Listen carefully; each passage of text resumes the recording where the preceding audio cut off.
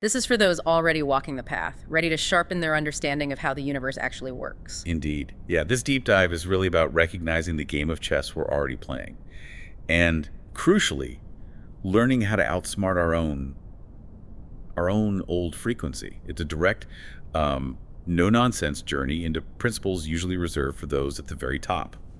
We're here to provide the razor-sharp truth, stripped of all unnecessary fluff. Okay, so our mission today is to distill that core wisdom from Nero knowledge, helping you understand how to navigate these subtle yet incredibly powerful energies that shape your world.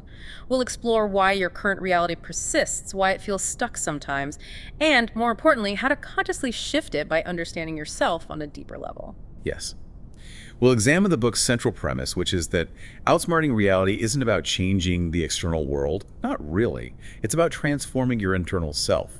It's about getting you to give yourself your desired reality before the world reflects it back to you. As the book says, you'll find no more in these pages than you allow yourself to find. We're here to help unlock those light bulb moments. Okay, let's unpack this concept then, the old frequency. The book frames it almost as a living entity, like a doppelganger. Can you elaborate on how this unseen force actually comes into existence and what's its ultimate goal? Absolutely. The old frequency is presented as your energetic doppelganger, existing on the spiritual plane. It's a living entity crafted from what the book terms thought forms, which are essentially just piles of mental and emotional energy, accumulated from your repeated thoughts and feelings over time. Imagine every time you complain you're unlucky or things never work out, you're adding a stone to this energetic mountain. So it builds up over time. Precisely.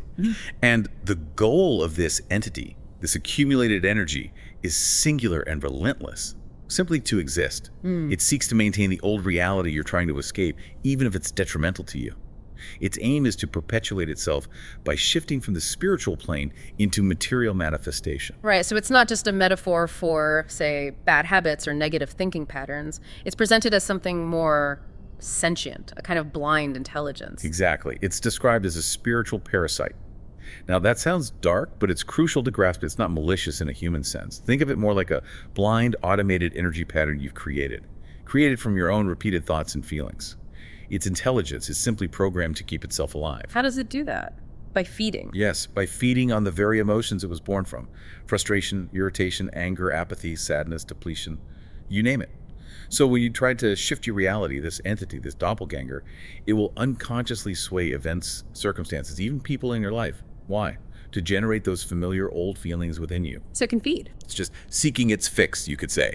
Even if it leads to your apparent destruction or keeps you stuck, it's simply operating from the intelligence you imbued it with through repetition. And the important part is, what the mind has done, it can always undo. That immediately brings the law of polarity to mind. If we can create these negative entities, Then you can create positive ones. Absolutely. That's fundamental. In this third dimensional realm, everything has an energetic opposite. Masculine, feminine, negative, positive, rich, poor, lucky, unlucky. It's inherent. Yeah. The profound implication here is, if you can unconsciously create these negative entities that seem to work against you, you can just as easily and just as powerfully, consciously create positive ones. Entities sustained by joy, happiness, gratitude, amazement. It really underscores that the old frequency's goal isn't personal malice, it's just survival, maintaining the old version of you, the old reality. It still sounds like a pretty cunning adversary, though. The book outlines four humanistic characteristics to help us grasp it: needy, sadistic, scared, and reactive. How do these actually show up in our daily lives, often without us even realizing it's happening? Right. These aren't literal personality traits of some demon. They're conceptualizations to help understand its patterns of influence. First, the needy aspect. The old frequency is an absolute attention seeker.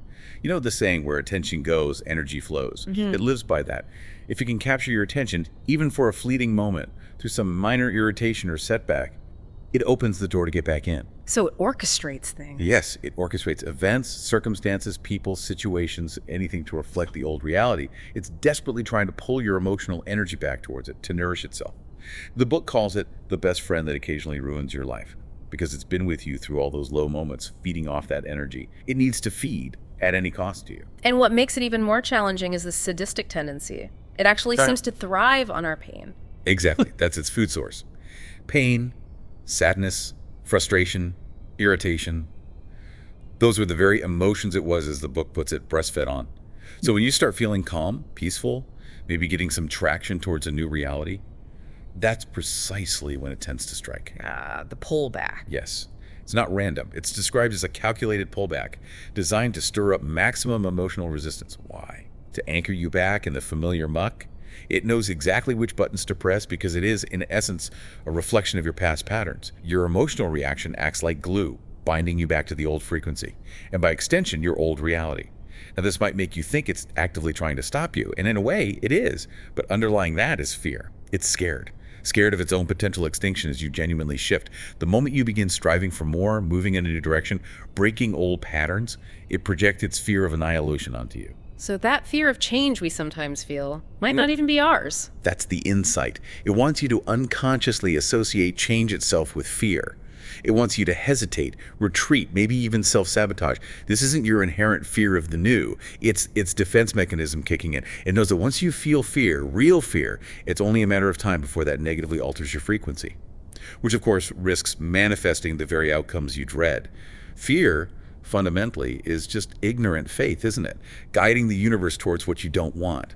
And finally, it's incredibly reactive. Reactive to its own creation in a way. Because this nature opposes the creation of your desired reality, it will actively cause adversity in your life, while simultaneously trying to short-circuit your thinking. How does it do that? Short-circuit thinking.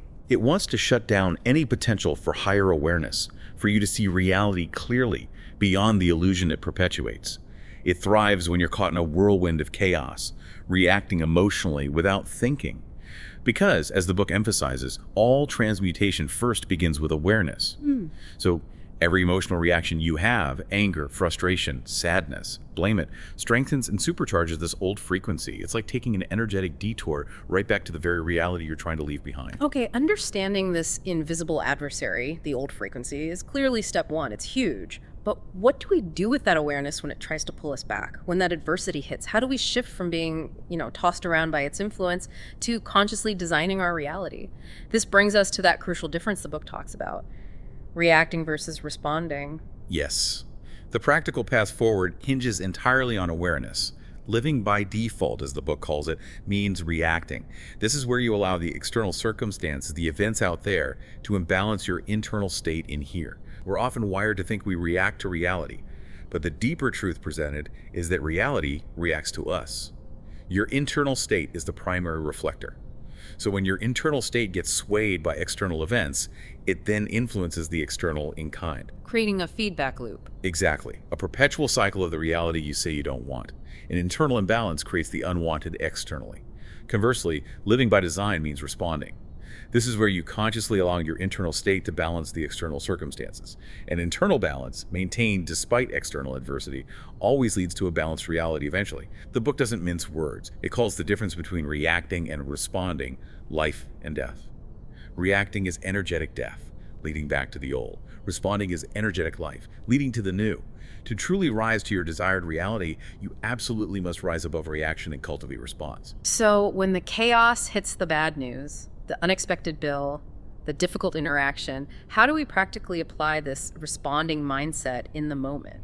Responding is fundamentally about viewing your current adversity through the lens of your desired reality. It's about reframing the situation not based on where you are, but based on where you're going. You have to consciously ask yourself, okay, how would the version of me already living in my desired reality look at this? How would they feel about this? How would they think about this? Keeping these questions absolutely top of mind, especially during those moments of turbulence, is what begins to clear the blur in your lenses, as the book puts it. This consistent internal alignment, this conscious choice to respond rather than react, is how you deliberately break the old cycle. Okay, this next principle is, well, it's quite provocative. Reality doesn't care if you're nice. Yeah. It really challenges some deeply ingrained beliefs about cosmic justice, about fairness, maybe why bad things sometimes happen to good people. What does it truly mean to think like the universe, as the book suggests, rather than thinking like a human? Right, it hits hard, because most of us are conditioned, aren't we? Conditioned to believe that our morality dictates our outcome. We're taught, often implicitly, that if we do good deeds, if we're kind and ethical, then good things should happen to us. But the universe, as presented here, isn't a moral judge. It's a system. It operates impersonally through immutable laws, much like gravity or electricity. It doesn't register good or bad in the human moral sense. It registers frequency, your state of consciousness. Just frequency. Just frequency. Right. Morality, respect, integrity. These are vital human constructs, absolutely essential for society. But they don't operate as currency beyond this third-dimensional realm, according to this perspective. Yeah. To think like the universe means observing how it actually functions, not imposing our human ideas of how it should function. Clinging to illusions of cosmic justice, where being nice guarantees rewards, only creates cognitive dissonance. It prevents us from seeing the fundamental truth. The universe interprets justice purely as frequency alignment, and it will never ever lie to you about your frequency. Your reality is the honest reflection. This is definitely a radical departure from what many are taught. The idea that being good inherently leads to good outcomes. It almost sounds like, well, I know this isn't the intent, but could it be misconstrued as justifying immoral behavior? How does the book reconcile this impartial universe with our human values? That's a crucial distinction to make. The universe is impersonal. Think about it. Fire burns, rain falls, gravity pulls these phenomena. Treat everyone exactly the same, regardless of their character or deeds. Now, apply that same impartiality to the law of creation. Whatever frequency you consistently emit, positive or negative, will be reflected back to you in some form. So you can absolutely have good morals, be a genuinely kind person, but simultaneously hold a bad mind, meaning a mind riddled with low confidence, doubt, fear, worry, stress. And if that's your dominant frequency, badness, or rather struggle and lack, will inevitably be created. And the opposite is also true. Yes. Conversely, someone could theoretically have questionable morals, yet possess a good mind, one filled with ironclad confidence, unshakable self-belief, conviction, certainty. And that frequency will create goodness in the sense of success, power, or achieving their aims, every single time. Now, this is not saying success is linked to being evil. That's a projection, a common misconception. The success or suffering in these examples is a result of frequency alone. Being a good person by human standards doesn't automatically qualify you for your desired reality. Only emitting the frequency of that desired reality does. The universe only recognizes universal constructs, these energetic laws. And we, as microcosms of the universe, are bound by these same laws operating within us. This impersonal nature is actually reflected quite profoundly in biblical esotericism. Matthew 5.45 points out that the Father maketh his sun to rise on the evil and on the good, and setteth rain on the just and on the unjust. Clear impartiality. And Acts 10.34 states plainly, God shows no partiality. If you conceptualize God not as a personified judge, but as consciousness itself, the very substance of reality, it becomes clear. Consciousness is impartial. It treats all frequencies equally, simply reflecting whatever is emitted. So entering your desired reality isn't about becoming more righteous in a moral sense. It's about becoming the right person to the universe, meaning you match its energy. You align your frequency. Trying to moralize the universe, pleading your case based on human notions of fairness, will only lead to suffering because you're essentially speaking a language it doesn't understand. Okay, so if the universe doesn't recognize good or bad, does that imply that concepts like separation, duality, are they just human illusions from this perspective? And what does that mean for how we interact with each other if niceness doesn't guarantee outcomes? Well, the implication is profound. The book suggests the universe doesn't recognize good or bad because the concept of separation itself only exists from our limited human viewpoint.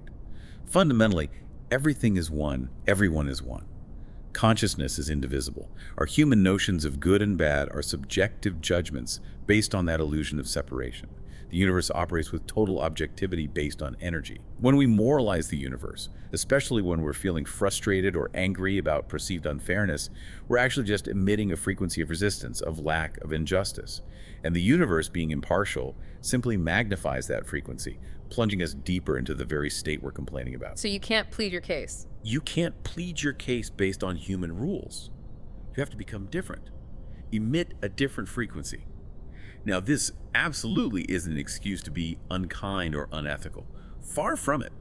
Remember the principle of oneness. Every individual you meet is simply the same consciousness expressing itself differently. They are you wearing another mask. Therefore, the way you treat, think about, and feel about other people is ultimately what you are inviting back to yourself, not as cosmic punishment, but as a frequency resonance. If you act with malice, you embody the frequency of malice, and that frequency attracts resonant experiences. It's not an eye for an eye dictated by a judge, but an energetic reflection. So yes, uphold your morals, be polite, be kind, act with integrity. These are important for navigating the human experience harmoniously. But also ensure the frequency you're putting out to the universe, your internal state of being, aligns with your desired reality. That internal state is all the universe registers. It's a fundamental shift. Stop thinking like a human bound by subjective morals. Start thinking like the universe, operating on objective energetic laws. Okay, if reality truly is this reflection of us, of our internal state, then the logical next step has to be self-mastery, right? The book puts it bluntly. How can you control reality if you can't even control yourself? What does true self-mastery actually entail in this context, and why is discipline so often misunderstood? Self-mastery is presented as the only path to mastering reality, precisely because you and reality are one. They aren't separate entities, they're different expressions of the same consciousness. Now, discipline. It's perhaps the most unused, even avoided word in the manifestation space. Yet the book argues there is no manifestation without it, no self-mastery without self-discipline. But here's the twist. The common problem isn't a lack of discipline. In fact, the book states nobody truly has a discipline problem. How can that be? Many people feel they lack discipline. The real issue is that you are already incredibly disciplined. But you're disciplined by the old frequency, not the new one you desire. Think about it. You are disciplined in how you habitually see the world, how you label reality, how you react emotionally, how you think, how you feel, how you focus. Maintaining a life you don't actually like requires immense unconscious discipline to keep generating the frequency of that unwanted life day after day. Huh. So it's discipline directed towards maintaining the status quo, even if it's painful. Exactly. Recognizing this inherent power you already possess, the power you've been using, perhaps unconsciously, to maintain unwanted realities. That's the first crucial step. It allows you to redirect that same power, that same discipline, towards your desired reality.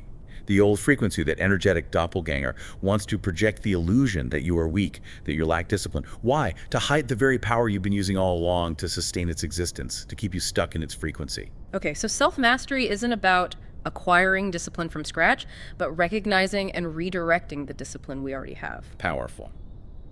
What then is the most concise definition of self-mastery according to this framework?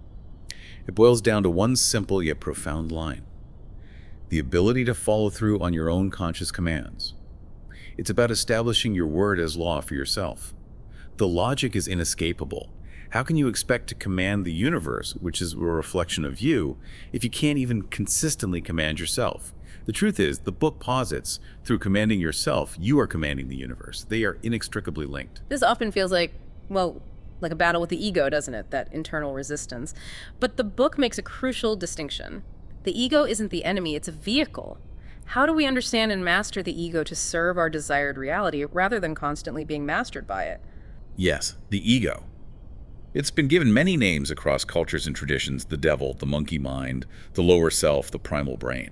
But it's not the enemy, unless, and this is key, you perceive it to be so. Your perception defines the relationship. It's simply the aspect of your consciousness confined to the physical plane, deeply rooted in the input from the five senses. Think of it as a vehicle, an avatar, a physical expression of the underlying God consciousness.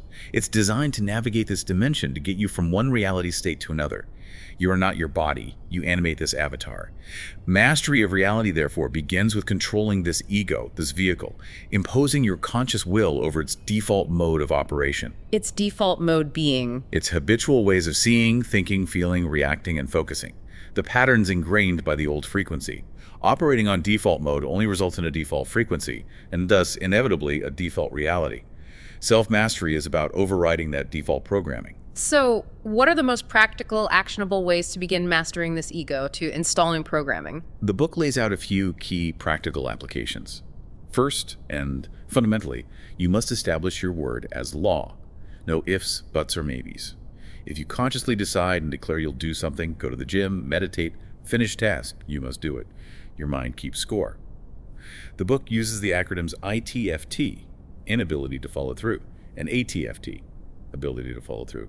Every ITFT chips away at your mind's trust in your own commands, and by extension, the universe's trust, which hinders materialization. Every ATFT builds that trust, strengthens your internal authority, and facilitates materialization. If your own mind is fundamentally against you, doesn't trust your commands, it will feel like the whole world is against you. Why? Because your mind and the world are essentially one projection screen. A harmonious mind is the blueprint for a harmonious reality. We're often better at following others' commands than our own. Precisely. We prioritize others' words, our boss, our family. We show up for them. The critical question Nero knowledge poses is, when will you do as you're told by you? When will you show up for yourself with that same level of commitment? Putting off self-mastery is putting off your new frequency, your new reality. Second, meditation. This is presented as the absolute cornerstone of spiritual self-mastery. It involves consciously withdrawing your attention from the constant bombardment of the outer world and turning it inward. The ego is addicted to external stimulation notifications, noise, movement, drama. It craves it. During meditation, the ego rebels. It gives you urges to twitch, scratch, open your eyes, think about your to-do list. That resistance is the ego craving stimulation. By practicing stillness, eyes closed, even just for 20 minutes daily, you begin to assert dominance over the ego's demands. This is how you enter the temple of God, your inner dimension, and connect to the infinite intelligence within. As Psalm 46.10 says, "Be still and know that I am God." This practice directly builds the mental and energetic discipline required to alter your reality. Third, intermittent fasting. This is suggested as a powerful tool, specifically for self-control, not necessarily for health reasons in this context. It directly denies the ego a fundamental primal desire: food. By consciously choosing to fast, you teach the ego patience and basic control. When the ego screams for satisfaction, you calmly respond, "Not yet." It has no choice but to comply. Each small act of controlling a primal urge like hunger primes the ego to accept commands from your higher awareness, making future, perhaps more challenging, acts of discipline easier. And of course, always consult with a medical professional before undertaking any fasting regimen. And fourth, silence. This practice can be truly transformative because it directly suppresses the ego's primal need to be heard, validated, and acknowledged. From infancy, we crave attention. As adults, this often translates into a constant need for expression, for validation, for our voice to be heard. Practicing intentional silence halts this phrasing in its tracks. Monks have used silence for centuries. For this reason, it strips the ego of its need for external attention. It's a powerful form of ego deprivation. Start small. Set aside short periods to remain silent, even when you have the urge to speak. You're not just mastering an impulse, you're mastering your external egoic self. That makes sense. Yeah. And it highlights that everyone's specific path to self-mastery might look different, using different tools. Exactly. Not everyone's pathway will involve fasting or long silences. It must be your own journey. It could be consistently going to the gym when you don't feel like it, replying to messages promptly instead of procrastinating, sticking to a healthier diet, choosing not to shout when angered. At a fundamental level, it consists simply of doing what you know you should do and not doing what you know you shouldn't be doing consistently. The deeper esoteric truth underpinning this is that everything in reality is spiritual, meaning practice in any aspect of your life, managing finances, organizing your space, keeping promises, is self-mastery practice. It's our inability to see the spiritual in the mundane that limits the self-mastery we can extract. This all boils down to one crucial self-reflective question, a question that can stagnate the energy of your new frequency if left unaddressed. Are you right now the individual that deserves the reality you desire? Until you can honestly, deeply answer that question with a resounding yes, reality, the reflection, will likely keep saying no. Your internal state of being must match your external aspiration. You must become it first. Okay, moving into the actual mechanics of change. This idea of sacrifice or pay the universe interest is really profound. It likens universal laws to compound interest, but applying it to frequency instead of money. How does this universal compound actually work, and why is understanding it so critical for shifting reality? The universal compound is presented as an inescapable truth of energetics. Just like financial compound interest, where the money you have earns interest, and then that interest earns more interest, compounding and growing over time. The universe multiplies your frequency in the same way. The longer you consistently maintain a particular frequency, whether it's scarcity or abundance, frustration or peace, the more opportunity that frequency has to gather momentum and materialize into your physical reality as a condition, a circumstance, an event. And once it materializes, it often creates an emotionally intense experience. And since emotion is the primary language of the subconscious mind, this experience reinforces the original frequency even deeper into your subconscious, solidifying its existence, making it more likely to repeat. It's like a snowball rolling downhill. It starts small, gains momentum, and eventually becomes an avalanche.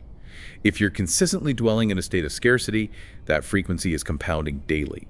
If you're consistently feeling and acting from abundance, that frequency is compounding. The universe is impartial, remember. It just multiplies whatever frequency you consistently emit. So this explains how people can experience a momentary setback, a single piece of adversity, but through this compound effect, they inadvertently turn it into their perpetual reality. Precisely. Emotion is described as the breeding ground for this universal compound effect. When the energy of a particular emotion, held consistently, gains momentum, it multiplies, strengthens, and eventually crystallizes into reality. Consistency is momentum. And consistency, in this sense, is alchemy. It transforms a single vibration, a fleeting thought or feeling, into a rhythm, a pattern, then into a dominant frequency, a state of being, and finally into a tangible reality. Whether that reality is positive or negative is irrelevant to the mechanism. This is the energetic principle behind Christ's statement in Matthew 13:12. Whoever has will be given more, and they will have an abundance. Whoever does not have, even what he has will be taken away from him. This isn't a moral judgment. It's a metaphysical insight into energy dynamics. It explains on an energetic level why the rich often seem to get richer while the poor get poorer. The frequency they have, whether it works for them or against them, is being relentlessly compounded by the universe. The unfortunate truth is that those who tend to suffer often remain trapped in that suffering, precisely because the universe is impersonally compounding their dominant frequency of suffering. Okay, so if our old, unwanted frequency has been compounding, building this momentum against us, what does sacrifice truly mean in this context? You mentioned it's not about suffering, but rather an exchange. What are we actually exchanging, and why is making that shift often so challenging? Sacrifice often carries negative connotations, loss, pain, giving something up unwillingly. But in this universal context, it's presented as a fundamental law, an inescapable demand of existence. And it simply needs exchange. The universe doesn't create something from nothing. Energy is transformed, not created anew. For something new to be gained, something old must be exchanged, released, let go of. This is a fractal law, seen everywhere. Photosynthesis exchanges sunlight for energy. The food chain involves constant exchange. Even your own breathing you must sacrifice. Release your outgoing breath to receive the incoming one. You're in a constant cycle of exchanging frequencies for realities and realities for frequencies. So what are we exchanging when we want a new reality? You exchange frequency. To receive a new reality, you must consciously sacrifice, release your current dominant frequency. And the core challenge there, the book argues, is our addiction to frequency. That's a striking phrase. It is. It posits that the most addictive substance in the universe isn't any man-made drug. It's frequency, our own familiar energetic state. This explains why people stay stuck in cycles, in bad relationships, in unfulfilling jobs, despite desperately wanting to change and often knowing how to change on an intellectual level. Change, even positive change, feels uncomfortable, sometimes deeply threatening, because the mind, the ego, the body craves the energetic familiarity of its current frequency, even if that frequency is painful. Many people are simply not ready, on a deep subconscious level, to give up their old frequency for the new. It's not about logic, it's about energetic addiction. You must be willing to give up everything you've been for what you could be. It's like the caterpillar dissolving completely before emerging as a butterfly. It's a radical internal self-reflective process. It might mean energetically giving up people associated with the old frequency, giving up the familiar comforts, even the fun parts that kept you anchored in the old state, giving up the identity tied to that frequency. You simply cannot sit in two chairs at once. It's either the old frequency or the new. Until you consciously release the old, it will continue to occupy the energetic space required for the new to anchor. So how do we practically dismantle this old frequency? How do we make this sacrifice, this exchange? The book offers a powerful framework, consciously releasing the 7 energetic keys that currently hold your reality in place. This sounds like the actionable blueprint for that exchange. Exactly. Think of these 7 keys as the energetic cuffs or the control panel of your current frequency. To truly sacrifice the old state, you must consciously address and shift each of these. 1, your current beliefs about what you desire and your ability to have it. 2, your current conviction, or lack thereof, regarding what you desire. 3, your current perception of the world and your place in it related to your desire. 4, your current habitual emotionally charged thoughts concerning your desire. 5, your current dominant focus, what you pay attention to regarding your desire. 6, your current automatic reactions to situations related to your desire. 7, your current underlying expectations about achieving or not achieving your desire. The crucial step, once you become aware of how these keys are currently set for your old reality, is to make a firm internal decision. Decide now that everything that used to be will never be your reality again. This isn't a one-time thought. It requires constant conscious awareness, catching yourself whenever you begin to slip back into the old frequency patterns related to these 7 keys. The uncomfortable truth, as the book points out, is that we often purposely dismiss this level of awareness because Frankly, we don't want to see it. Ignorance feels easier, more comfortable. But as it states, ignorance is bliss, but it is also your imprisoner. This deliberate moment-to-moment awareness addressing these 7 keys is your key to liberation. Okay, the book reveals another somewhat surprising truth. The universe does not want you to change. It attributes this to the 2 M's. This seems counterintuitive, especially when we're talking about desire and manifestation. Can you explain why the universe, this grand system, actually prefers things to stay the same, energetically speaking? Right, it sounds paradoxical, doesn't it? But think of the universe purely as a system. Systems prioritize predictability, efficiency, and energetic equilibrium. Homeostasis. Once the universe, your reality field, is calibrated to a particular dominant frequency, it naturally strives to preserve that energy level. It prefers the path of least resistance, which is maintaining the current state. This inherent systemic preference leads to the 2 M's, magnify and maintain. The first M is magnify. Whatever frequency you consistently emit, the universe will seek to magnify it. How? By drawing to you people, conditions, events, and circumstances that resonate with and amplify that frequency. Remember, the book states there's nothing more addictive than frequency, and the universe itself is addicted to whatever energy is sustaining it. It wants more juice from the squeeze. Since emotion is the largest shareholder of your frequency, the universe will actively magnify your most common emotional state. If you're predominantly in a state of anger, stress, worry, shame, scarcity, guilt, or fear, the universe will orchestrate reality, provide more reasons, more triggers to feel those emotions even more intensely. And the positive side. Conversely, if you consistently cultivate and inhabit states of joy, calm, happiness, gratitude, love, abundance, or security, the universe will magnify those states, bringing you more experiences that reflect and deepen them. It's addicted to your emotion, whichever emotion you feed it most consistently. This should be a constant reminder, a wake-up call. You are not a victim of life. Life is a victim of you and the frequency you choose to give it. The second M is maintain. To revert to that state of energetic equilibrium, balance, efficiency, and predictability, the universe seeks to maintain your existing frequency. It will do everything in its power, subtly and overtly, to keep you calibrated at your current dominant level, whether you're prospering or suffering. If your set point is anger, it will conspire to keep you angry. If it's joy, it will support maintaining joy.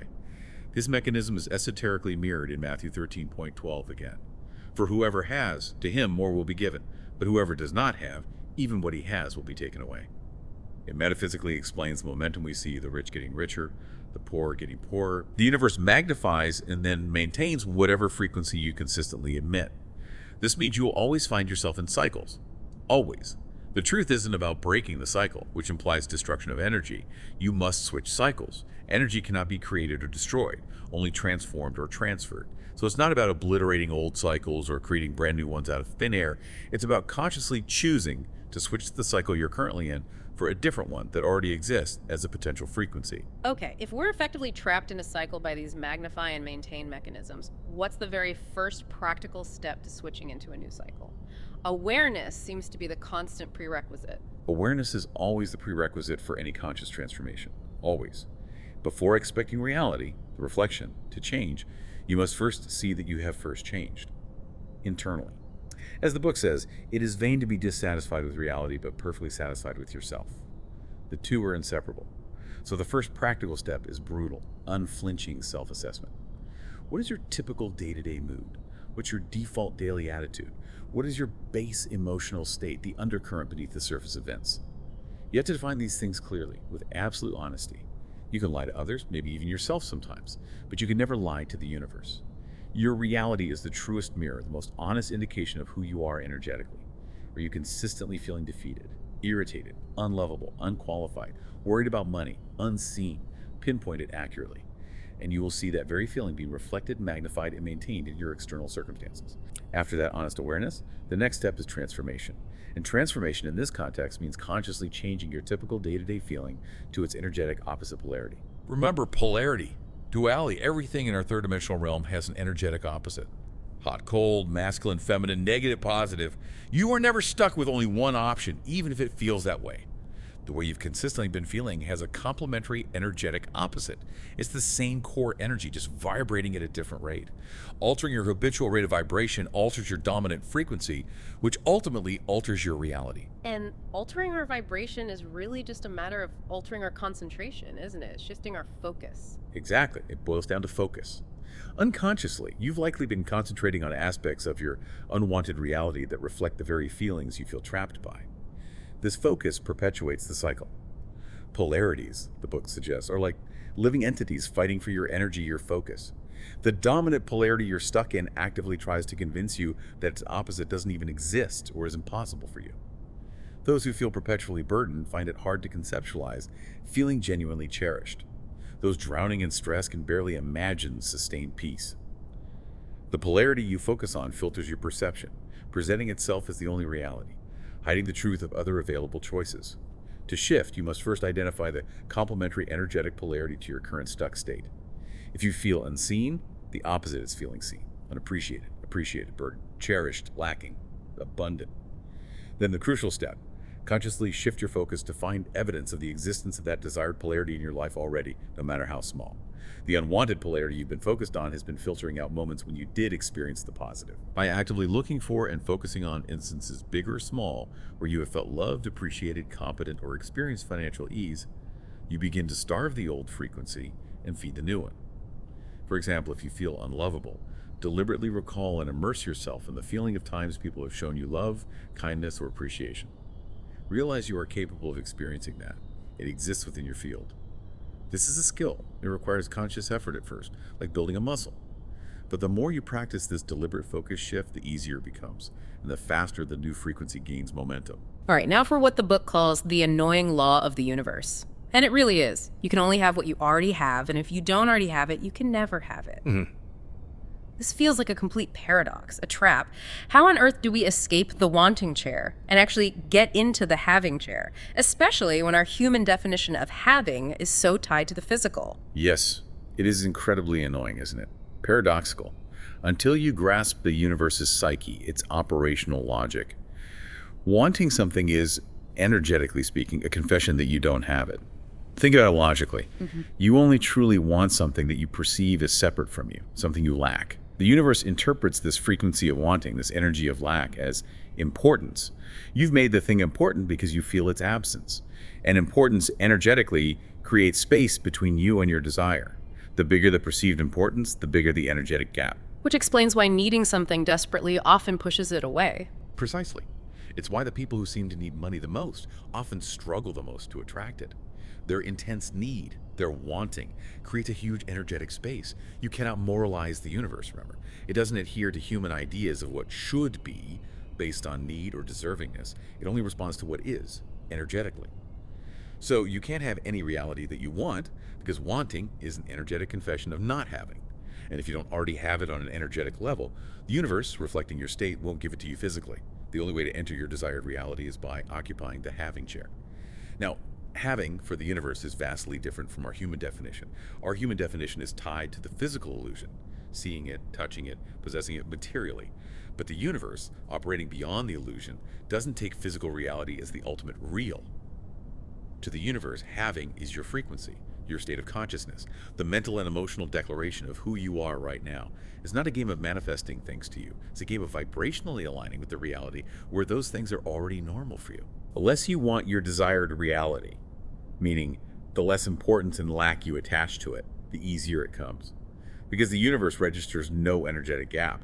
The more you want it, the harder it seems to come, because your wanting pushes it away energetically. Our desires, when rooted in lack, literally work against us. So the core insight here is really driven home. Nothing is lacking from us except that which we fail to give ourselves. How do we actually embody that? How do we give it to ourselves? Exactly. That's the crux. The only way to truly have your desired reality, in the universal sense that matters, is to give it to yourself internally, now. Give it to yourself intensely, vividly, through feeling and imagination. This internal shift, this internal having, naturally diminishes the external wanting and neediness. The book states, before you can be in your dream reality, you must be in your dream reality in your current reality. Meaning, treat your current life internally as if it already is your dream life. Feel the feelings now. Embody the state now. You can gauge your progress with those powerful questions. Are you good with your desired reality materializing? Okay, now are you good without it? Could you live happily, genuinely happily, if it never manifested physically? Yeah. The universe has a built-in frequency detector. There's no faking it. That inner state of non-neediness is the key. This leads directly to the secret frequency of not needing, which sounds like the ultimate game changer, the master key, perhaps.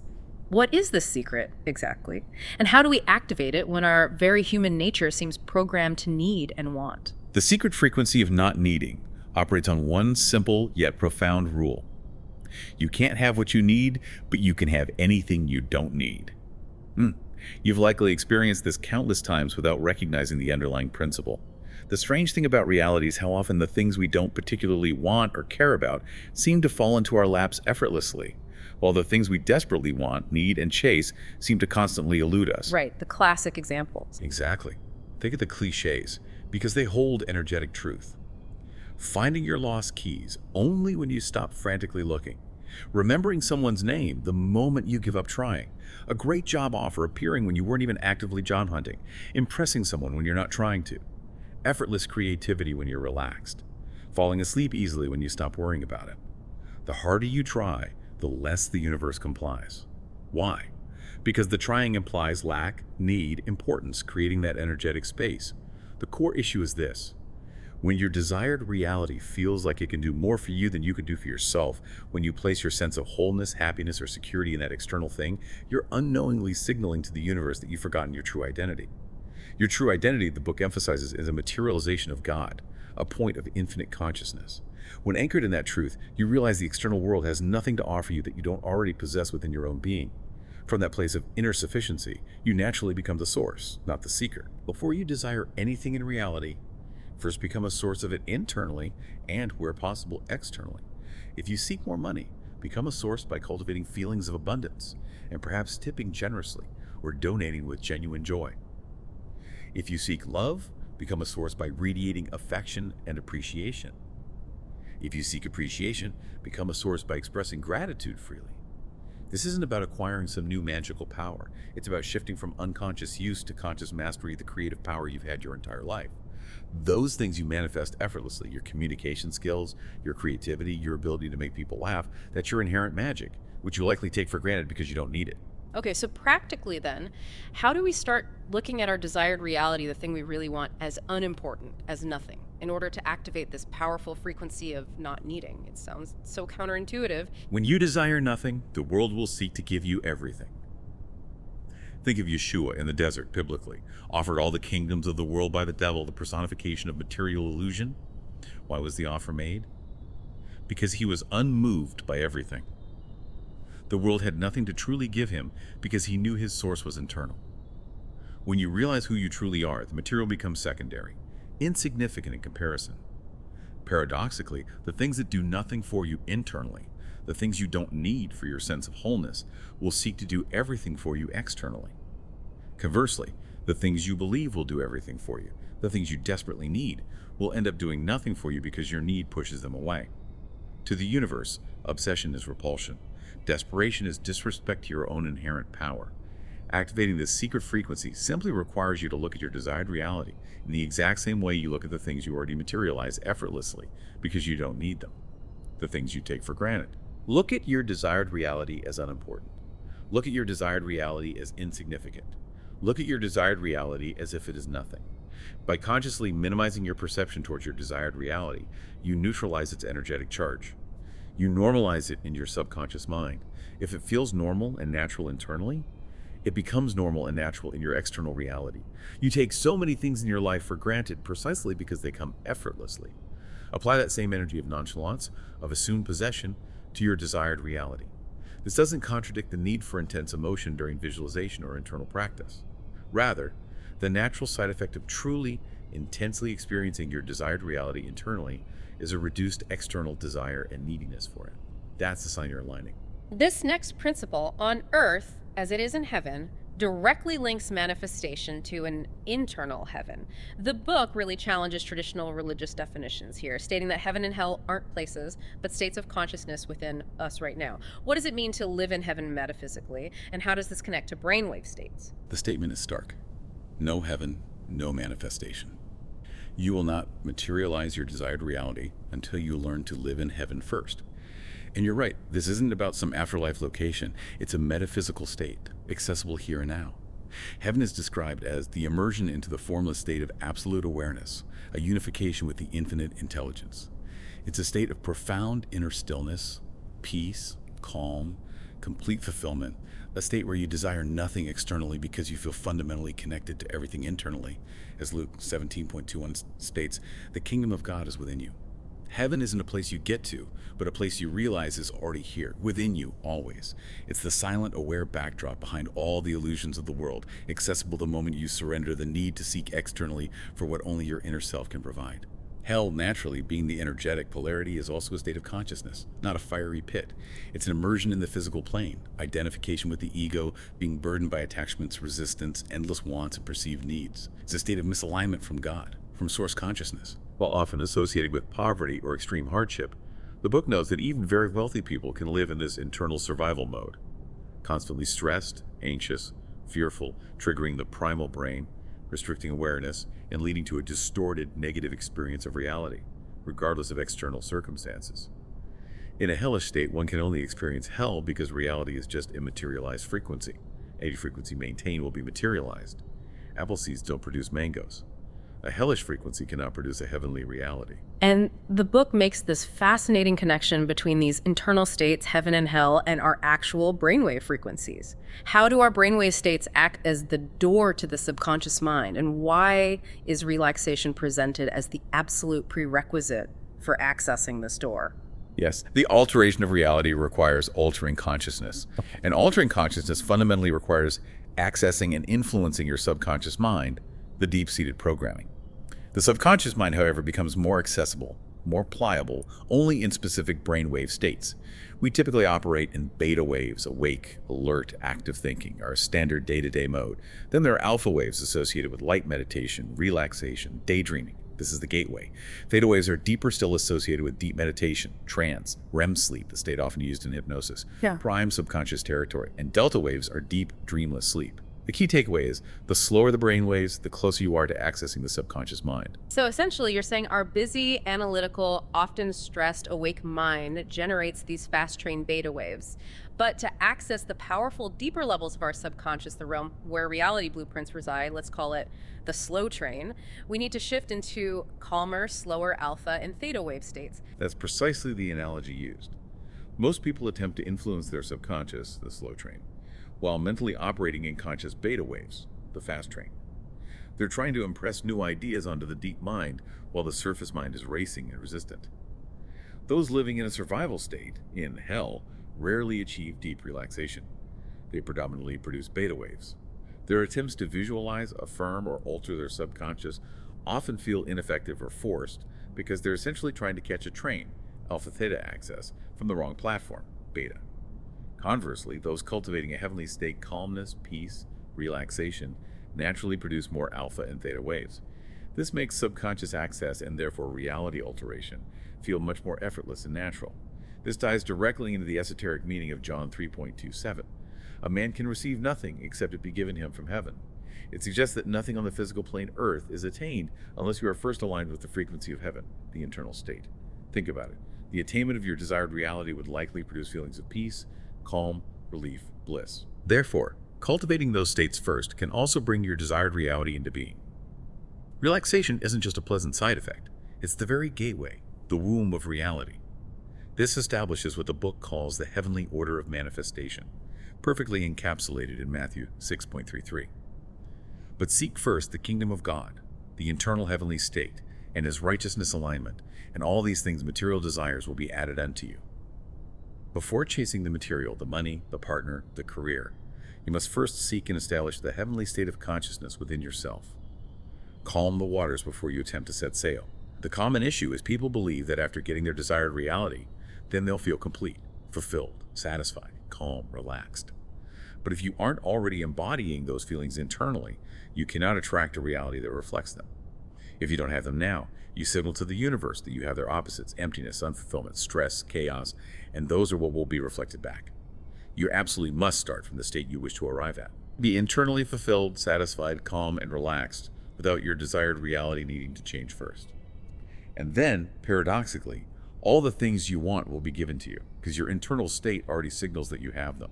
The universe, the book suggests, will never bow before the one who bows before illusion. So, practically speaking, how do we cultivate the state of deep relaxation and inner peace, especially when the world around us often feels so chaotic and demanding? Relaxation is presented as your natural state, believe it or not, despite the world's apparent chaos. True, sustainable relaxation comes from consciously disconnecting from the relentless pull of the outside world, which constantly tries to siphon your peace by demanding your focus work, problems, news, social media, family drama. I'm not suggesting you neglect the outside world, the book clarifies, rather encouraging you to pay more attention to your inner world. That's where true peace resides. How to cultivate it? Relaxation is essentially when the mind is occupied by nothing. You must consciously make yourself relaxed. Remember, anything external that makes you relaxed, a bath, music, a vacation, can also take that feeling away when it ends. True relaxation must become independent of external factors. Seek refuge in your inner world for protection by the heavenly government, as the book poetically puts it. To be still is to do nothing. Whether you formally meditate or not, practice simply doing nothing for periods. Let thoughts drift by without engagement. Your mind, the ego, will resist fiercely at first. That resistance is the old frequency fighting for control. The perceived difficulty is just an illusion. You must simply give yourself permission to relax, to be still. We often hear about the mind-body-spirit connection, but this principle, you can't outrun your frequency, takes it further. It emphasizes synchronized alignment across all three levels of existence. What exactly are these three planes, and how do they interact to actually manifest our reality? Yes, the inability to change reality often stems from neglecting one or more of these fundamental planes of existence. They have many names across different traditions, but the essence is the same: mind, body, spirit, or God the Father, Son, Holy Spirit, or mental, physical, spiritual planes. These are just different labels for the same universal triadic structure. Relying solely on one plane while neglecting the others inevitably leads to stagnation. Manifestation requires synchronized alignment across all three. First, the physical plane. This is what we commonly call reality. Everything you perceive with your five physical senses: sight, sound, touch, taste, smell. But as the book stresses, it's fundamentally an illusion.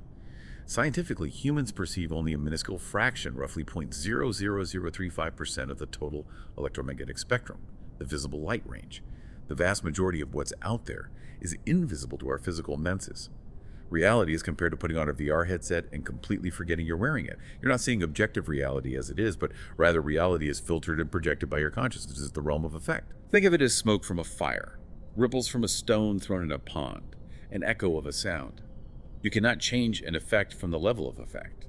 Trying to rearrange the smoke won't put out the fire. You must address the cause. Second, the mental plane. This is the realm of immaterialized thought, likened to clouds, potential not yet condensed. It's interchangeable with terms like mind, consciousness, or frequency. It exists within the subconscious, operating beyond the constraints of linear space and time. You don't create reality from scratch here. The book argues you can't. How could you? Everything conceivable already exists as potential within the infinite mind. It's more like selecting a meal from an already prepared cosmic menu. Your frequency determines which meal, which reality blueprint you tune into and select. This is the realm of cause: the fire creating the smoke, the stone causing the ripples, the voice creating the echo. Everything you see manifest in the physical plane was first a thought, an image, a frequency held on the mental plane, just not yet tangible. Third, the spiritual plane. This is where your spirit body, your true essence, exists. The infinite aspect of you, a unique droplet from the infinite ocean of God, yet containing all the same qualities as the entire ocean. It's your direct connection to Source, to God, your ability to unify with infinite intelligence and power. This plane is likened to the oven that bakes your mental creation from the mental plane into the physical plane. The stronger your connection to this plane, the more aligned you are with Source, the quicker and more powerfully your chosen mental blueprint materializes into physical experience. All three, mental, the blueprint; spiritual, the power oven; physical, the manifestation, must be harmonized for your desired reality to come forth smoothly. Okay, that makes sense. But many people seem to fall into what the book calls multidimensional mistakes, right? Relying heavily on just one of these planes, like the physical planers, the mental planers, or the spiritual planers. How do these common approaches fall short? Yes, they are all described as dwelling in the same ignorance, just expressing it differently. They're making variations of the same fundamental mistake, neglecting the required alignment across all three planes. Physical planers are the hustlers, the grinders. They work tirelessly, putting in massive physical effort day and night. Their mistake: they're often unaware that physical reality is purely an effect. They're attempting to change an effect, their circumstances, using only another effect, physical action. They rely solely on physical action, often neglecting the crucial mental and spiritual alignment. Since action operates at the lowest level of consciousness, it tends to yield only low-level, often frustratingly slow results. The core message here is, you cannot outrun your frequency. You cannot outfustle your frequency. You cannot work your way out of your frequency if the underlying energy pattern remains unchanged. Mental planners, on the other hand, might just sit and think about what they want. They visualize, they affirm, perhaps hoping it will magically appear without any corresponding action. Their mistake: they are unaware that inspired action is the necessary external manifestation, the bridge required to solidify the mental creation into the physical realm. They might avoid necessary work altogether, attempting to bypass the physical plane's requirements, which goes against the structure of reality and creates disharmony.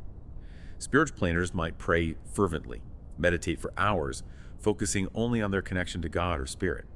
Their mistake: they're often unaware of what specific mental blueprint, what frequency they're actually baking in the oven with that spiritual energy.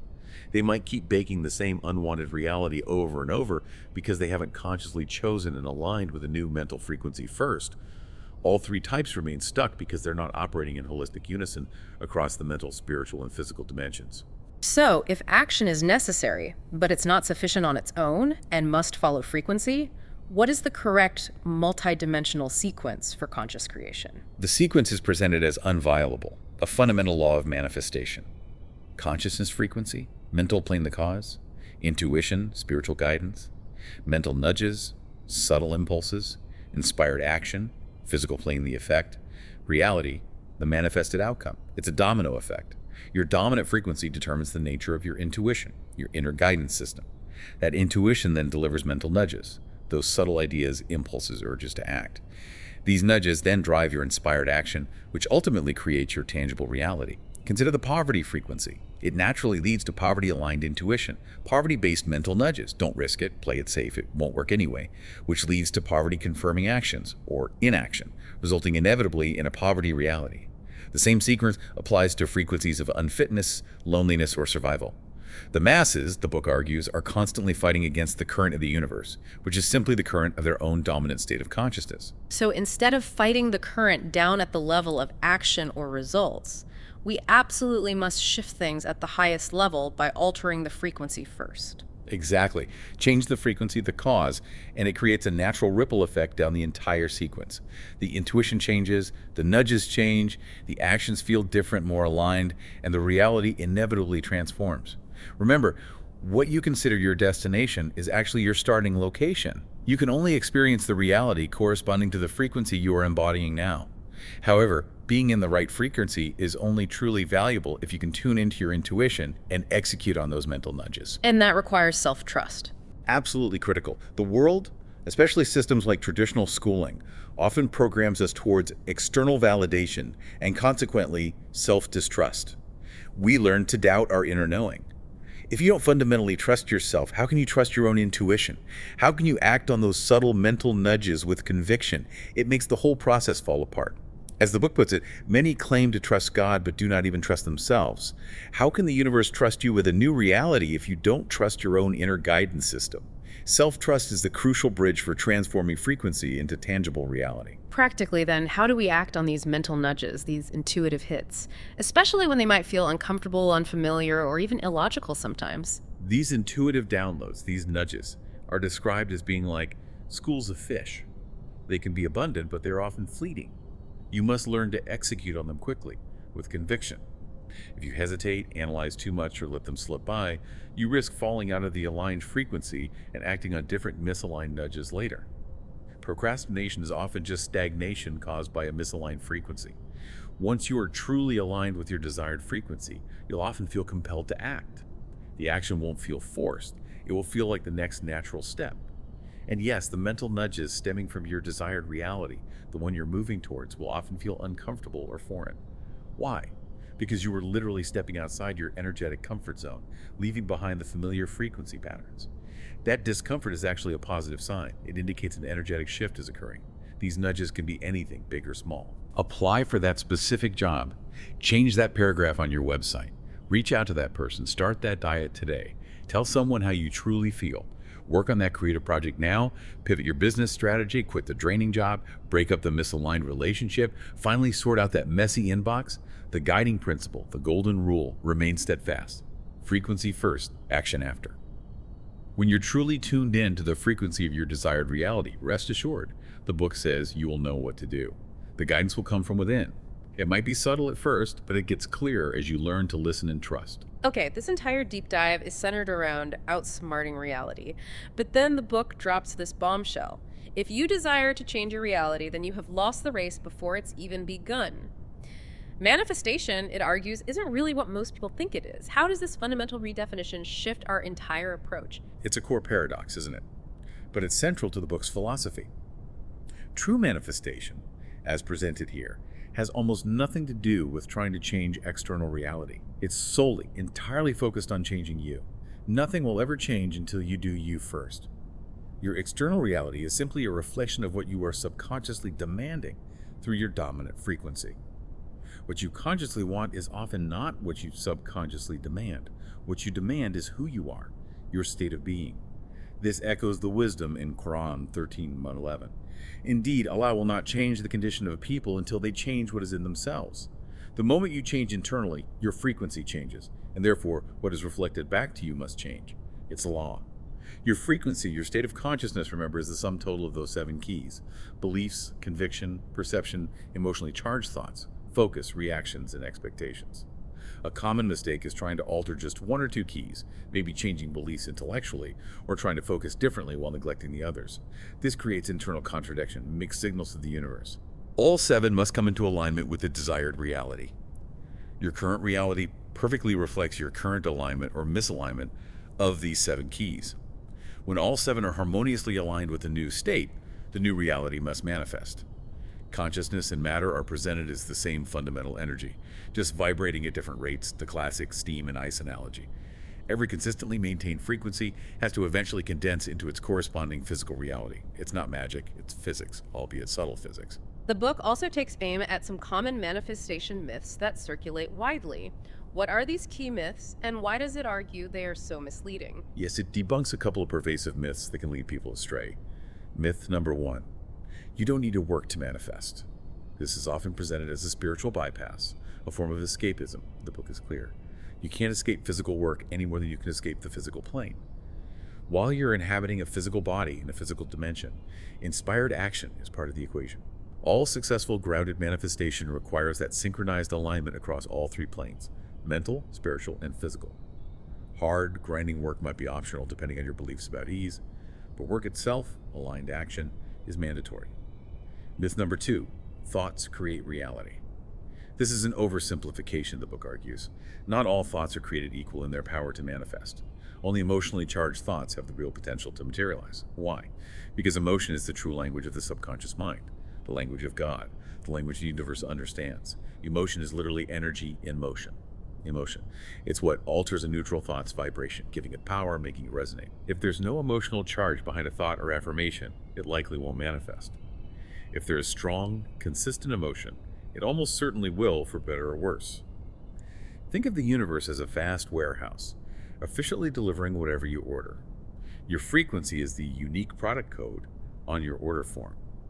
The problem is we often consciously ask for one thing, for example, abundance, with our surface thoughts, but subconsciously through our deeper feelings and beliefs, the 7 keys, we're actually ordering something else entirely, for example, lack, struggle.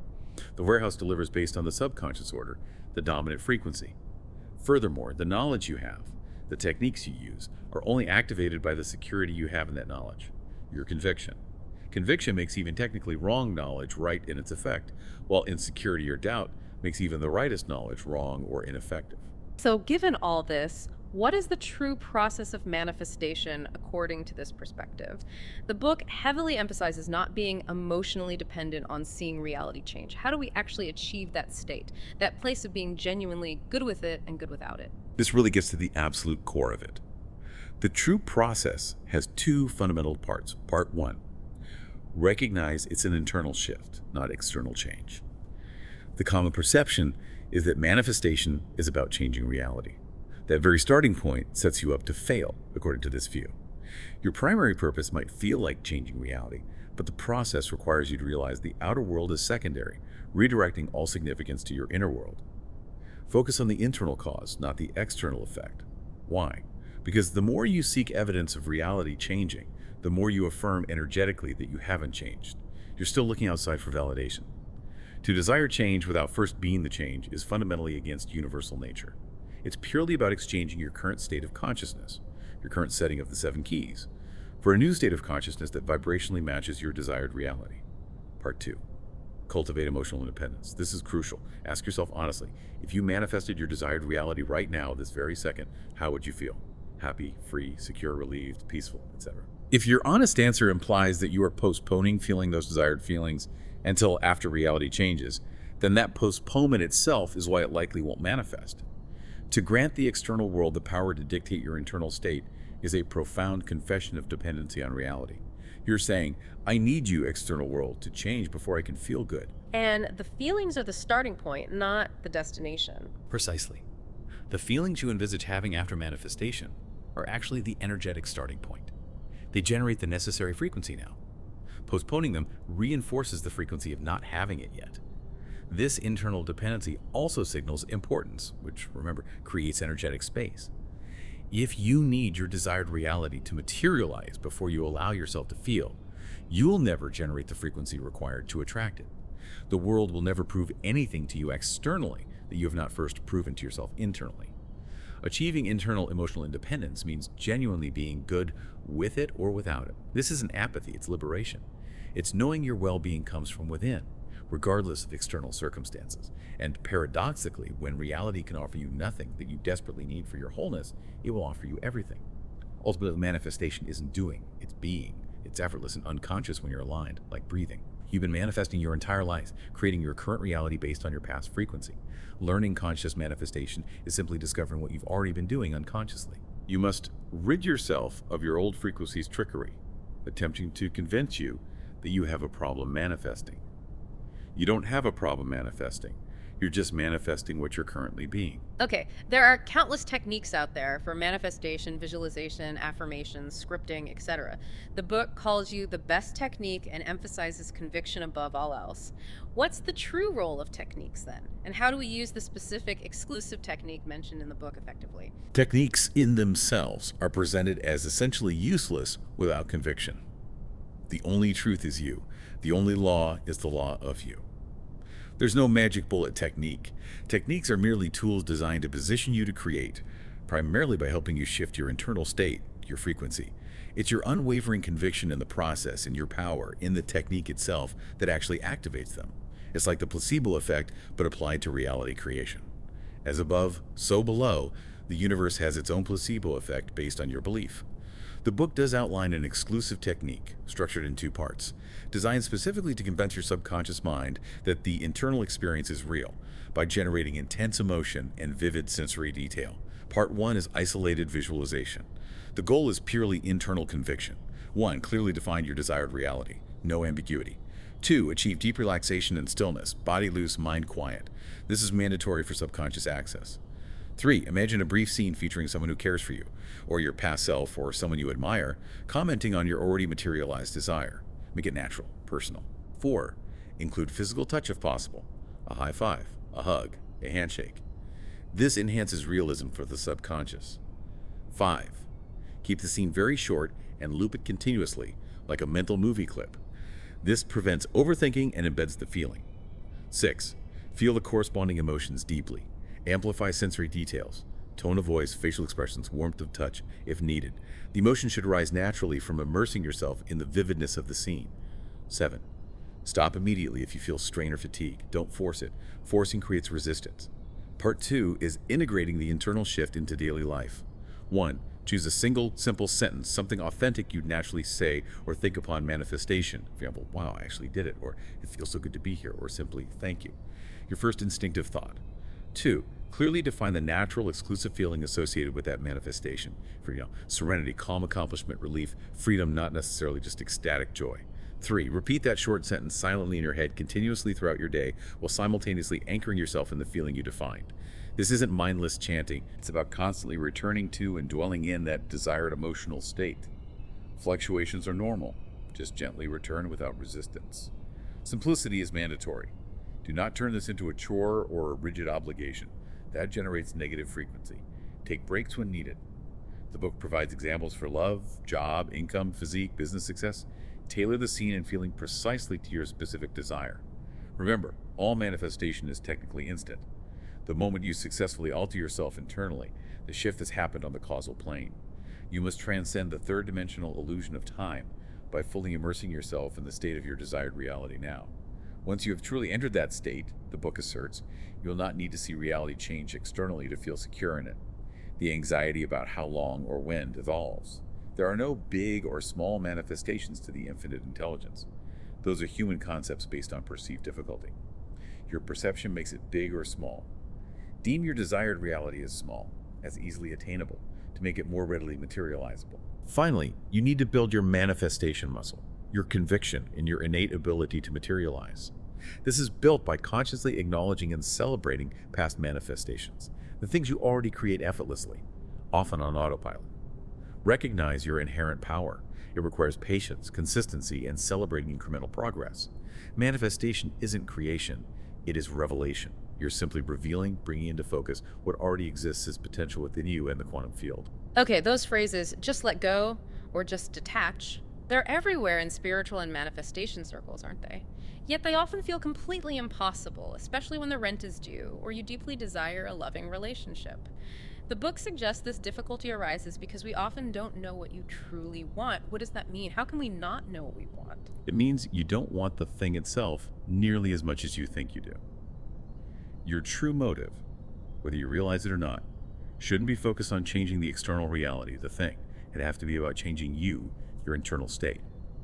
When your focus remains locked on fixing or acquiring the external thing, you inevitably neglect the internal self, the actual cause.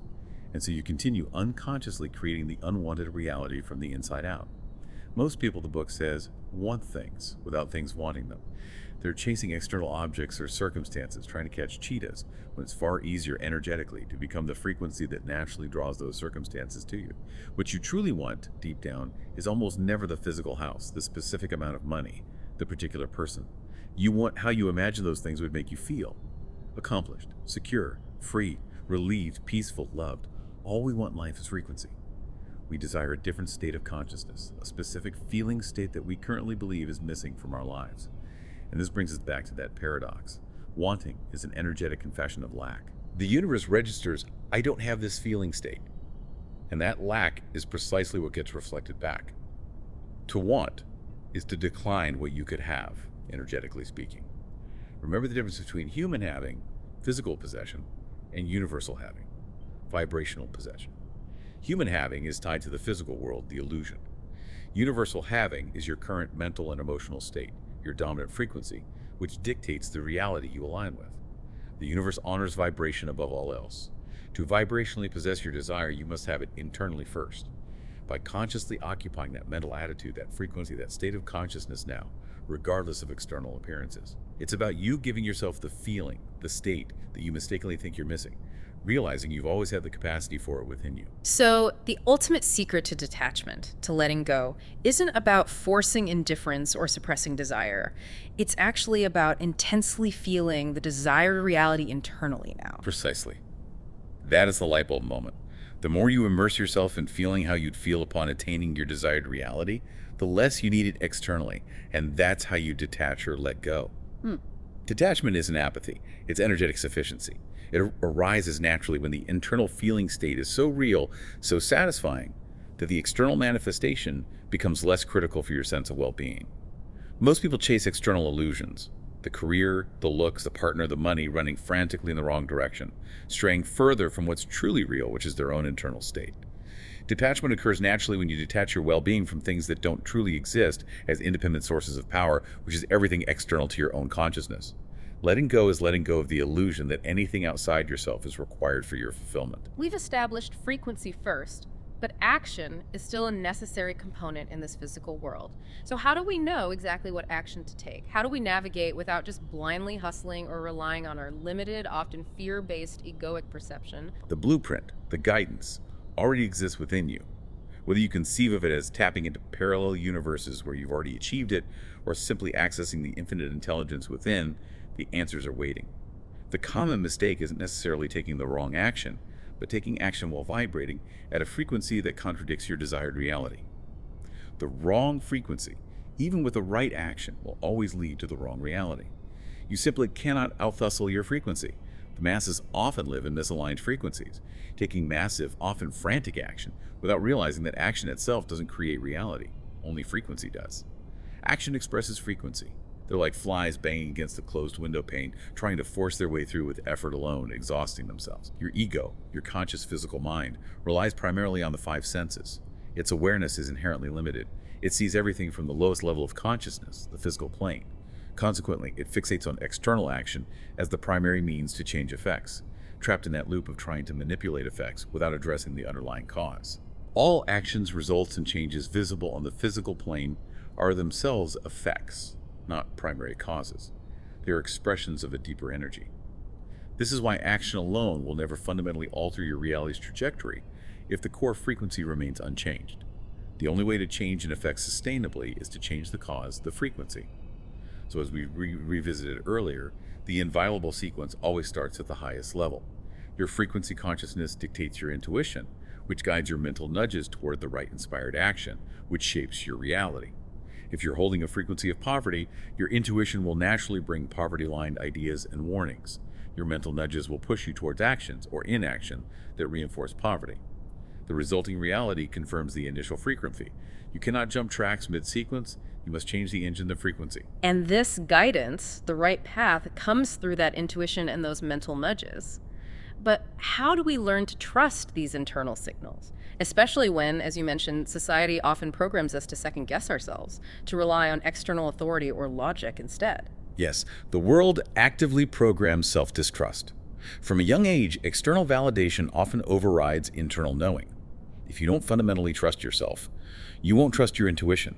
You won't trust those subtle mental nudges, which makes the entire process of aligned action pointless. You'll receive the guidance but won't act on it. Many claim to trust God but do not even trust themselves. It's a profound point. Self-trust is your ability to actually capitalize on being in the right frequency. The more self-trust you cultivate, the more readily and quickly you can transform that internal frequency into tangible reality through aligned action. If you don't trust yourself, how can the universe trust you with the guidance for the reality you desire?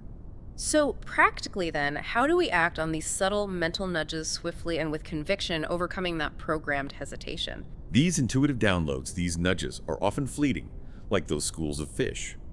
If you let them slip by through doubt or procrastination, you risk falling out of the aligned frequency and acting on different misaligned nudges later on.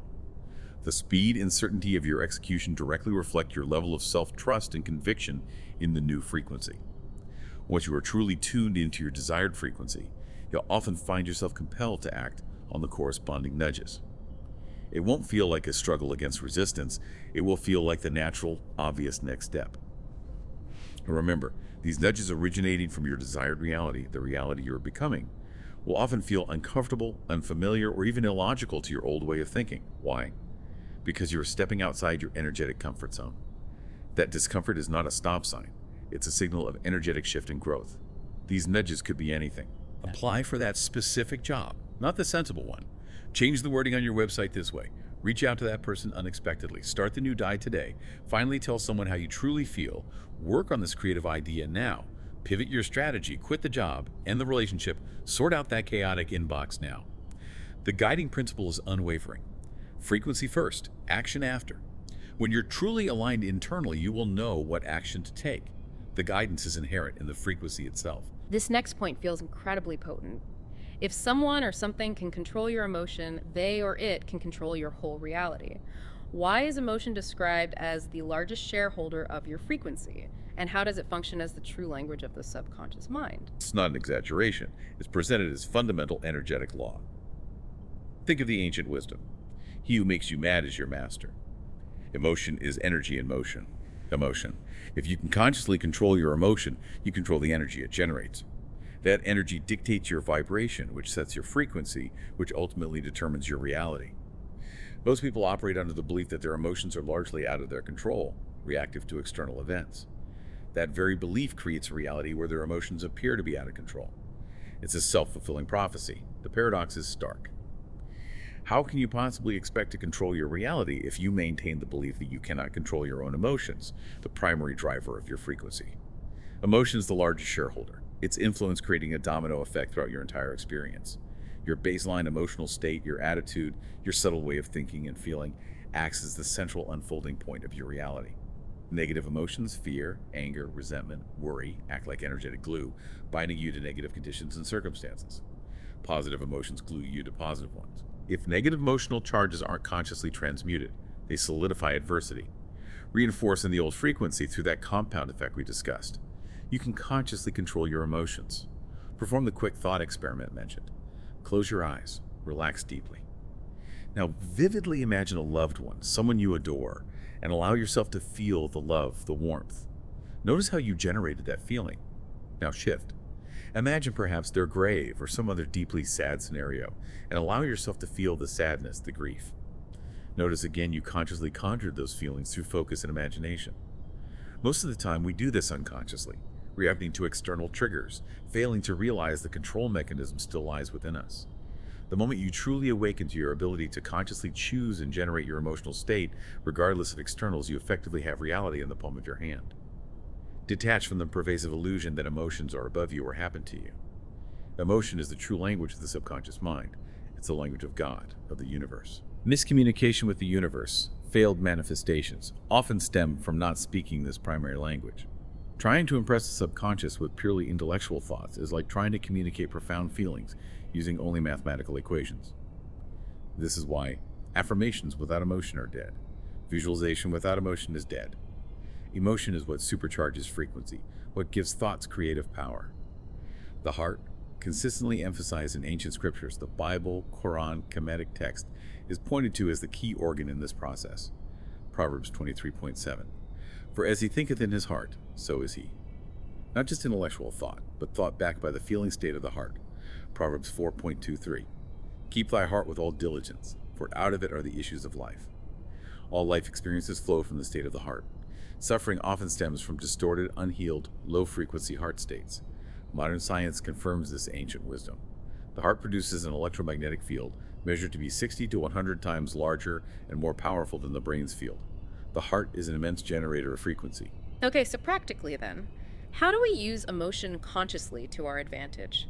Without falling into the trap of toxic positivity or simply repressing negative feelings, which we know doesn't work. Your dominant emotional state must begin to reflect your desired reality now, as if it were already true. This doesn't necessarily mean constant euphoria or forced happiness. It might be serenity, calm confidence, quiet accomplishment, profound relief, deep gratitude.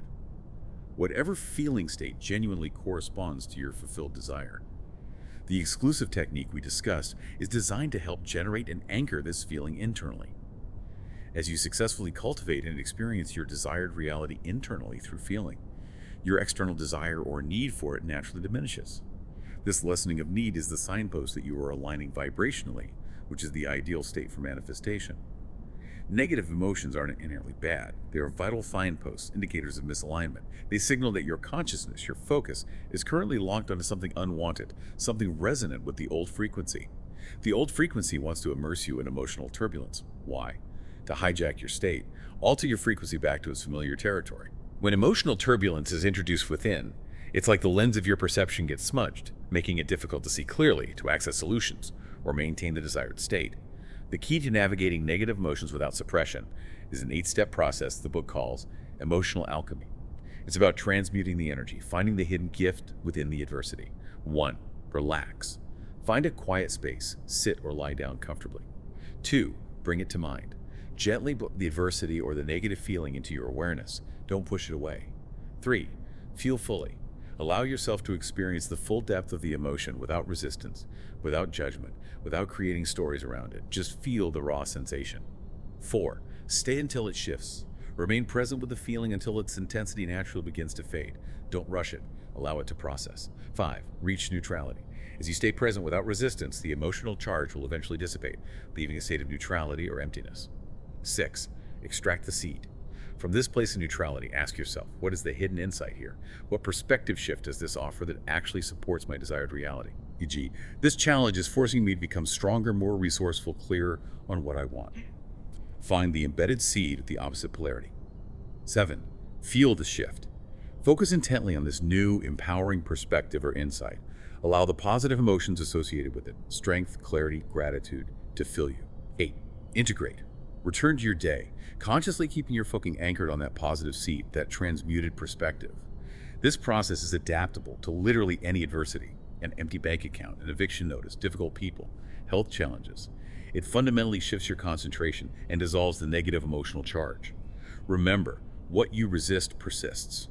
Trying to repress or ignore negative emotions just drives them underground, where they continue to influence your frequency silently. Those positive people stuck in negative realities often fail because they haven't addressed the quiet, underlying negative frequency they're trying to ignore. When emotions are fully felt without resistance or mental distortion, they naturally dissolve into pure awareness, revealing the stillness and clarity that was always underneath. Stillness, that inner peace, is the only true antidote to turbulence. Ultimately, no adversity has authority over you internally, unless you grant it so. This next section takes on societal influences quite directly, a powerful quote. To inherit the beliefs of the collective is to be restricted by the limitations of the collective. It often feels like the universe or the system is resisting us, but the book flips it, saying you are unconsciously.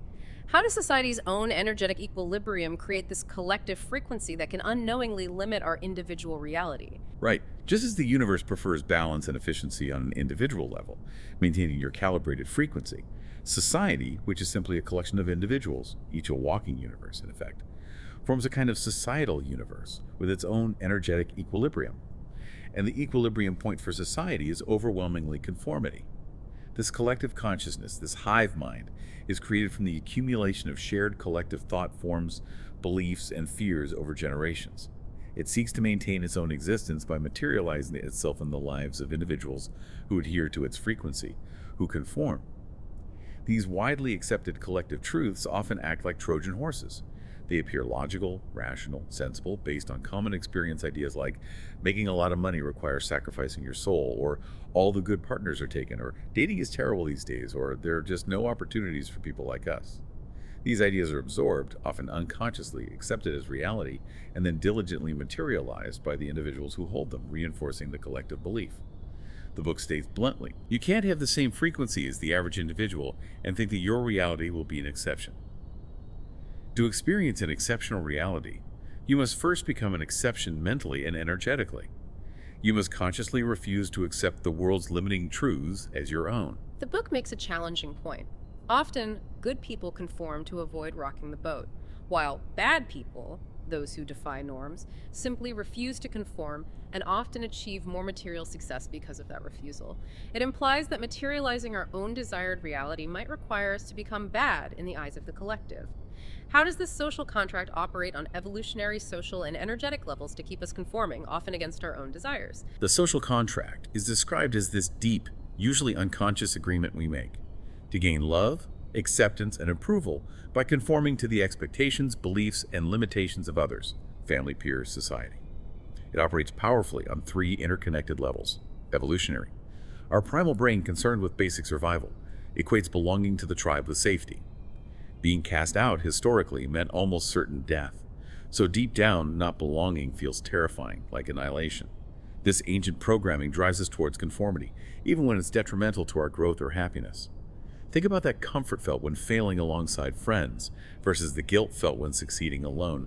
That's the evolutionary pull to match the collective frequency. Social. From infancy, we learn through conditioning which behaviors attract love, praise, and acceptance, and which attract disapproval, rejection, or punishment. We become subtly addicted to receiving external validation. Nonconformity, challenging the status quo, is often met with criticism, ridicule, or outright rejection, which triggers that primal fear of being cast out. The book suggests those who raised you often have more control over your ingrained frequency than even God, because they installed this fundamental structure. Conforming brings rewards, non-conforming brings perceived pain. Energetic. Unified ideas, beliefs, and emotions held by large groups form a powerful collective hive mind entity, energetically stronger than individual thought forms. This entity seeks to recruit and maintain its hosts. It subtly uses people within the collective to enforce conformity, distributing rewards, love, approval, belonging, for adherence and punishments, disappointment, rejection, gossip, for dissent. It works to keep individuals from breaking free and raising the collective frequency. Now consider the archetype of the conventionally good person. Relatable, doesn't make others feel bad about themselves, puts others' needs first, knows their place, is humble, often to a fault. Each of these seemingly positive traits, when taken to an extreme dictated by the social contract, can actively prevent you from materializing your desired reality. Why? Because they often lead to vibrational self-sabotage, dimming your light to avoid discomfort, feeling guilty for success, prioritizing others' frequencies over your own, accepting limitations to appear modest. The hard truth presented is that materializing a reality significantly different from the collective norm will require you to be hated, rejected, and disapproved of to some degree. You must be willing to accept all that comes with breaking the mold, or you will unconsciously self-sabotage to avoid that social discomfort. That's a lot to take in. So how do we practically break this deeply ingrained social contract? How do we cultivate the willingness to unapologetically accept being different, even if it brings discomfort or criticism from the collective around us? It requires conscious deprogramming and deliberate internal shifts. Two key practices are highlighted. First, unapologetic acceptance. You must accept deep down that your success, your expansion, your breaking free, might indeed make some people uncomfortable. They might see you as bad, arrogant, selfish, or weird. Until you accept this potential outcome without guilt, you'll unconsciously hold yourself back. Ask yourself honestly, if the love and approval of those around me is conditional on me never materializing my desired reality, is it truly love and approval worth having? Pursue your vision without guilt. Your success doesn't diminish others. It can actually serve as inspiration. Second, make peace with being different. Until you can genuinely make peace with the idea of standing out, of being different from the norm, every time you even conceptualize significant change, your mind will likely produce internal chaos. That chaos is the weight of your association between change and what will others think. You must decouple them. Make peace with being different, and you will find peace in difference. Stop seeing it as a negative. Embrace your uniqueness. Realize that frequency will forever defy rationality. Society imposes boundaries based on common sense, logic, and what's deemed realistic, all derived from the extremely limited visible reality, that 0.00035% of the spectrum. Being realistic in this context is seen as a badge of dishonor to your infinite spiritual nature. There are no rules other than the ones you accept. Consciously identify the collective beliefs surrounding your specific desired reality. For example, beliefs about money, relationships, career paths, and make a firm, conscious decision to detach your own frequency from them. At the end of the day, everything is simply a decision. Choose your own rules. We often talk about self-worth in psychological terms, but the book defines it energetically as your energetic ceiling determining the limits of what you can materialize in reality. How does low self-worth unknowingly cap our potential, even if we have high aspirations?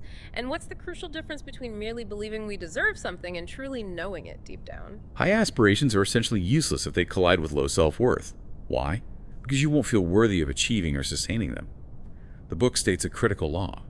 You do not rise to the heights of your desires, you fall to your level of self-worth. The universe, reflecting your deepest state, won't give you substantially more than what you subconsciously know you deserve. Self-worth acts as an energetic thermostat, capping what can come in. And that distinction between believing and knowing is vital. Belief often resides in the conscious intellectual mind, but reality responds primarily to the subconscious mind, which, remember, speaks the language of emotion and feeling. Knowing transcends belief because it's emotional and embodied. It's felt deep within. Your core level of self-worth is largely defined not by your conscious thoughts, but by your most emotionally intense past experiences, positive or negative. If your subconscious knows suffering, lack, or unworthiness because those states were imprinted through intense past experiences, then even if you consciously believe you deserve prosperity and happiness, you will likely unconsciously self-sabotage their materialization. Your frequency, dictated by that deeper knowing, speaks louder than your conscious beliefs. But the good news, tying back to earlier points, is that because the mind can't distinguish between vivid imagination and reality, we can actually overwrite that old knowing. Precisely. You can use focused imagination and emotion to internally cultivate an experience that is so emotionally intense that it becomes real to the mind. This effectively overwrites what you know subconsciously, reprogramming your core sense of worthiness, Yeah. lifting your energetic ceiling, and allowing more good to flow in. How do we detach our self-worth from those fickle external factors that so often dictate how we feel about ourselves, like other people's opinions or our perceived successes and failures? Self-worth tied to the external is inherently fragile because it's attached to illusion, to things outside your control. There are two main dependencies to break. First, dependency on others' opinions. We are often conditioned to derive our sense of worth from external approval, validation, compliments, and recognition. If other people's words or actions can significantly increase or decrease your self-worth, then they effectively control your frequency, and thus your reality. As Lao Tzu wisely said, care about what other people think, and you will always be their prisoner. True freedom lies in cultivating a sense of worth that is unattached to external criticism or praise. Remember, no one truly sees the real you anyway. They see you through the filter of their own frequency, their own beliefs and projections. They filter out anything that doesn't align with their preconceived notion of you. Therefore, validation and approval must ultimately come from within. Use your imagination. Use the techniques described to cultivate internal experiences of praise, acceptance, and validation. What you deeply desire from the world, you must learn to give yourself first, internally and consistently. Second, dependency on successes and failures. Adhering rigidly to these labels, I succeeded, I failed, subjects you to the illusion of polarity, of duality. The mind that sees two instead of one is separated, the book quotes, implying separation from wholeness. Identifying heavily with success creates pleasure, yes, but it opens the door to the inevitable lows when failure occurs. Identifying with failure creates pain and reinforces low self-worth. You become trapped on reality's emotional roller coaster, your internal state dictated by external outcomes. So how do we transcend these labels? By consciously choosing to detach from those labels. Realize that success and failure are just judgments, interpretations you apply to events. Detaching from the labels detaches you from their powerful vibratory effects. Labels attribute meaning, which creates emotion, which sets frequency, which manifests reality. To label something a loss or failure is to energetically create a detour, a setback. The book encourages adopting the perspective that there are no wins and losses, everything is one. See every experience, regardless of outcome, as feedback, as learning, as a win in the larger game of consciousness evolution. This transcends duality. When you are the source of your self-worth, anchored within, independent of external opinions or outcomes, the world can never take anything from you because your core value isn't invested in the transient external world. Okay, let's face it, adversity is guaranteed in life. Things will seem to go wrong. The book emphasizes that how we respond to these moments is critical.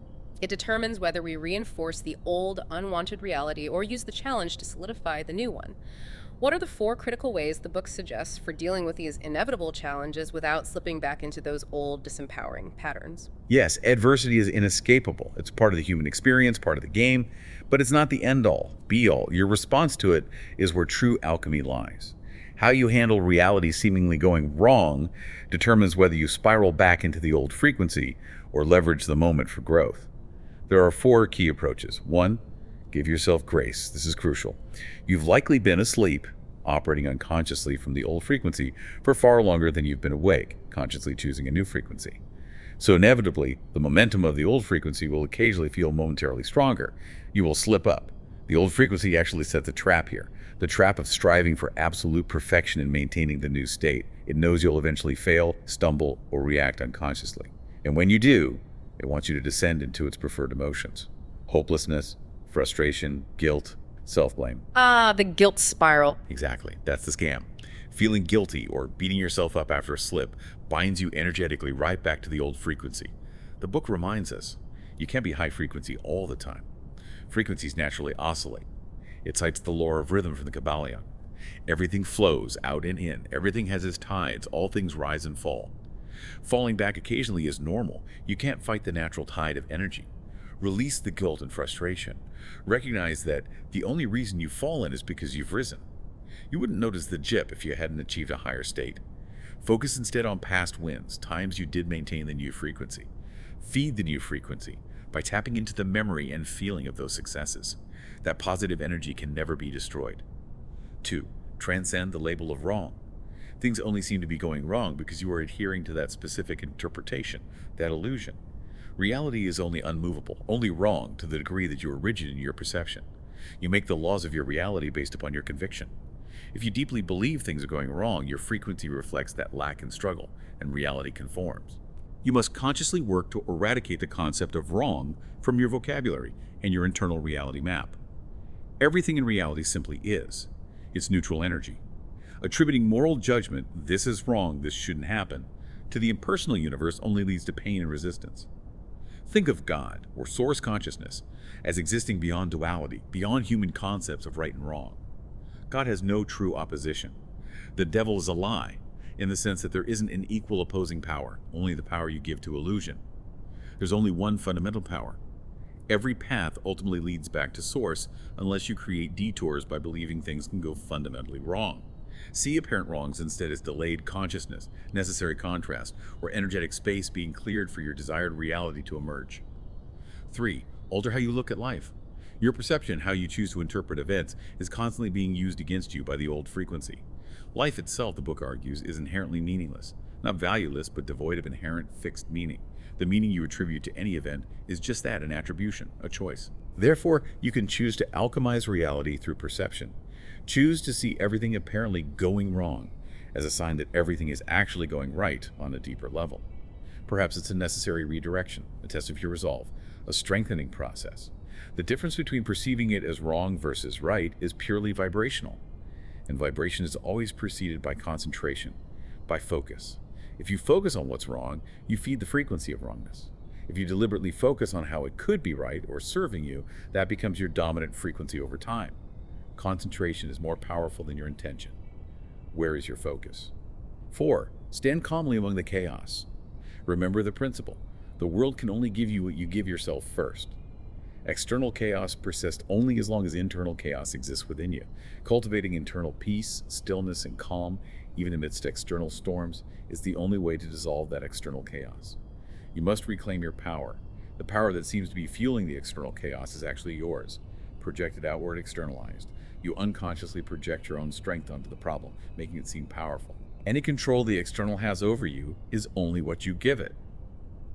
Consciously withdraw that projected energy and redirect it towards cultivating internal peace.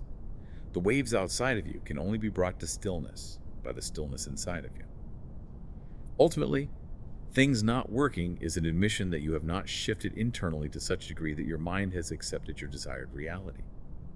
True manifestation, true freedom comes from mastering the internal shift, achieving non-dependency on external change, being able to stand firmly in an unwanted external reality while maintaining a wanted internal frequency that is true power and freedom.